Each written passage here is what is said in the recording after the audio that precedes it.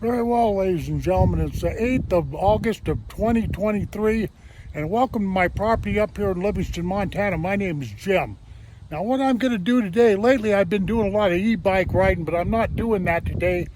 I spent a whole month here and there, off and on, working on my e-bike. I bought it about a month ago, so I just thought I'd show you folks some of the stuff I've done. You might as well call this a glorified show and tell, but some of you might learn something from this, and more than likely it's going to be a boring video, but that's what I'm doing. Today I spent quite a bit of time out here in my yard in the rain working on this bike, so let's go take a look at this doggone thing.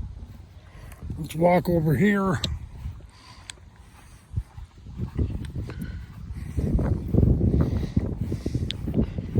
Okay, I even broke down and got me a flag. Now watch this. Watch this, ladies and gentlemen. This is the truth when it comes to me. I am a veteran. I love freedom. I wore dog tags. I have a DD-214. I have served my country. I walk the walk, and my oath never ends. And basically, before I get into this bike here, this is me. It's just that simple. So I'm hoping by raising that flag and flying it, on the back of this bike here, that residents won't get, or citizens around here won't get upset, the cops won't get upset with me and stuff like that. So, all right. Well, let me get on with this recording here, and sorry about the wind here. I haven't got too much recordings of this bike sitting out in the open, so I've been working real close to it. But this is a Cyrusher Cyrusher Kuattro. What does that mean? I have no idea. Is this a good e-bike? Good enough for me. There's about 100 companies making these doggone things. I'm not kidding you. Okay, today I put on this basket right here. I figured I needed a little something to help me with, maybe packing a bag of groceries or something, So I put that on there. Here's some auxiliary lights right here. These are, they're not wired into the system. I can put these anywhere I want to. Whatever name you see on there is what they are. Got one on this other side here. Yeah, these are just rechargeable lights. I can put them anywhere I want to on this bike. Let me see if I can get this in focus a little better. Yeah, there you go. And of course, you already met my flag. I did a pretty nice job on that. I got all this stuff, all these upgrades off of Amazon, by the way. Anyway, so that's how that goes. Same with this customized license plate right here. Oh no, I don't think people believe me when I said I was going to do this, but these e-bikes don't require licenses. I just did this for a joke. Okay, now this seat right here, this is an extra big seat for my skinny rear end. If you can see that, excuse me, if you can see that wording, this is a blue wind. Extra wide, extra deep, extra everything. Okay, and down here, right here, I put on bigger pedals because the pedals I had were all weird and kind of skinny and all this other stuff. These are corky, and I know that color's weird, purple, but that's what I picked.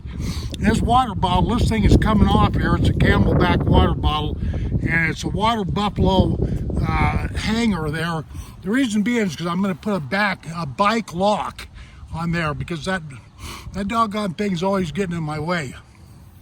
Okay, and right here I got another headlight. This here is a rechargeable guy.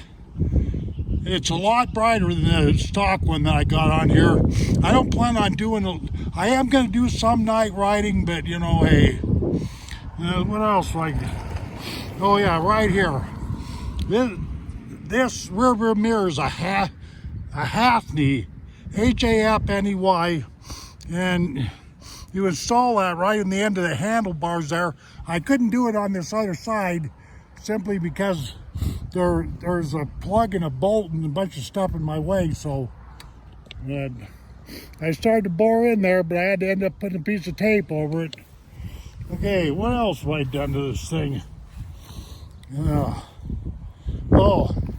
one thing I'm going to say, I don't have it right now, But underneath this seat right here, I'm going to put a suspension post, a shock absorber setup. I've had that on order for about 3 weeks now. I don't know what the hang up is, but that's what's going on underneath there. And then I've got, like I say, over here where this water bottle's at, I got a bike lock. What else have I done to this thing? Yeah, let me stop this for a second. Yeah, I think rather than go around here and say, well, I did this and I put this on and all that, let's give you some good shots of this bike here, because I don't have a lot of footage, like I say, and I spent a lot of time tweaking this thing, adjusting things, you know, that sort of stuff. Yeah, playing around with that gearing there, playing around with the electronics, you know, right up there, that mess for sure. The gearing right there. Yeah, it's got adjustable suspension right there where that red knob is. And I don't know, kind of what you see is what you get with these e-bikes. They're just a glorified bike, if you will, with, you know, an electronic hub drive motor like that. So yeah. Anyway, I see I got a big shadow.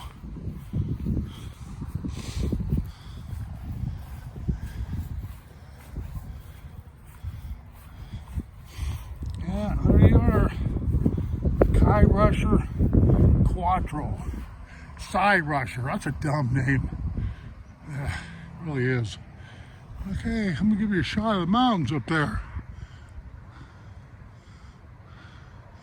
Okay, I'll go to my closing statements, I guess. Very well then, continuing on with this movie file and putting an end to this, I gotta honestly say that this movie file up to this point in time has been pure crap. I mean, except for the part about me being a veteran and all that.